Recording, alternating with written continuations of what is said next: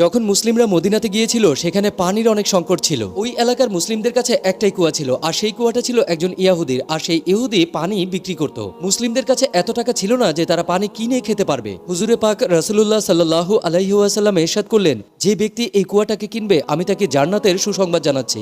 হযরত ওসমান রাদিয়াল্লাহু তাআলা আনহু সেই ইহুদির কাছে গেলেন আর তাকে বললেন, এই কুয়া তুমি আমাকে দিয়ে দাও। কিন্তু সেই ইহুদি কিছুতেই মানছিল না। তখন হযরত ওসমান রাদিয়াল্লাহু তাআলা আনহু বললেন, ঠিক আছে, তুমি আমার কাছ থেকে কিছু টাকা নিয়ে নাও, কিন্তু শর্ত থাকবে একদিন কুয়ার পানি তোমার আর অন্যদিন কুয়ার পানি আমার। ওই ব্যক্তিটা 12,000 দিনার নিয়ে এই প্রস্তাবে রাজি হয়ে যায়। প্রত্যেক দ্বিতীয় দিন যখন হযরত ওসমান রাদিয়াল্লাহু তাআলা আনহু সময় আসতো তখন তিনি মুসলিমদেরকে ফ্রিতে পানি পান করাতেন আর তাদেরকে বলতেন পরের দিনের জন্য পানি সংগ্রহ করে নাও। এতে এমন হতে থাকলো যে ওই ইহুদির কাছে আর কেউ পানি কিনতে যেত না। শেষমেশ আরো 23,000 দিনার নিয়ে ওই ইহুদি হযরত ওসমান রাদিয়াল্লাহু তাআলা আনহুর কাছে ওই পানির কুয়াটা বিক্রি করে যান। তিনি এভাবেই মুসলিমদের বিনা স্বার্থে সাহায্য করেছিলেন। সুবহানাল্লাহ।